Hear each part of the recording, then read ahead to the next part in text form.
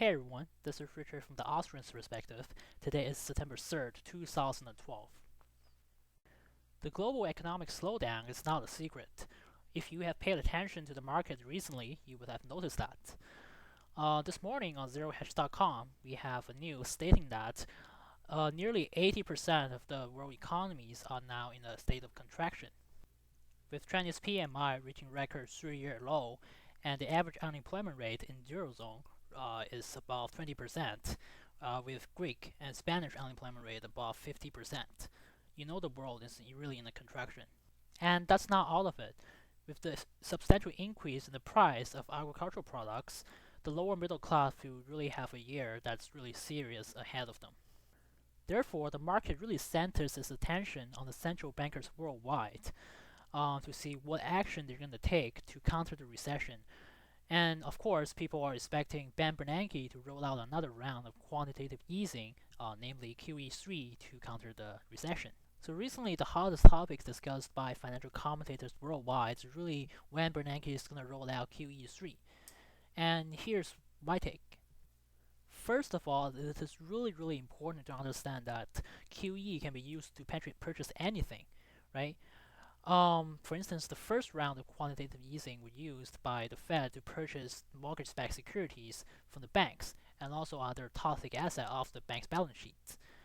And the second round of quantitative easing was used by the Fed to purchase government securities, treasury securities. In a sense, that's financing the government deficits. Of course, they don't say it publicly, but I mean, what they tell the public is really they're helping the economy, they're boosting the economy. But what they're really doing is financing the government, financing its deficits. So in that sense, the QE can be actually very political, right? It can be helping the politician getting reelected, or it can be helping the banks getting toxic assets off their books. So here's my take. I think the third round of quantitative easing is coming.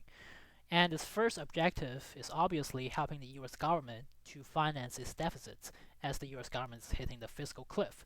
And also, this year is the election year, right? If Ben Bernanke wants to stay as the chairman of the Federal Reserve, it better helps Obama to keep financing his government, getting as much vote as possible. And the time's right for another round of quantitative easing, because first, the US economy is really sliding back into recession. I think in the eyes of Bernanke, it really needs another round of quantitative easing to give it an artificial boost. Although in the perspective of the Austrian, that boost is really distorting production, and that's in the future is going to cause more troubles. And also, interest rates have risen in the past month, and the trend is likely. And interest rates have risen in the past month, and the trend is likely to be continued. So the Fed just might as well do what it has been doing and just purchase more treasury securities to lower interest rates.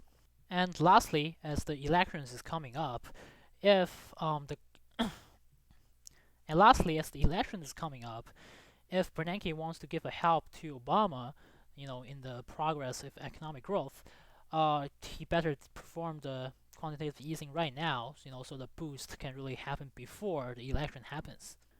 Then why is the Fed still not doing it given so many reasons? Well, I think the only obstacle placed before the Fed is really the debt ceiling. Because if the Fed wants to purchase treasury securities, the debt ceiling will be breached. So either this month or next month, when the Congress vote and increase the debt ceiling, that's really the time I guess Bernanke will start doing QE3. And thank you for watching, guys. If you haven't subscribed already, please subscribe, and likely I'll be blogging again soon. Take care. Bye.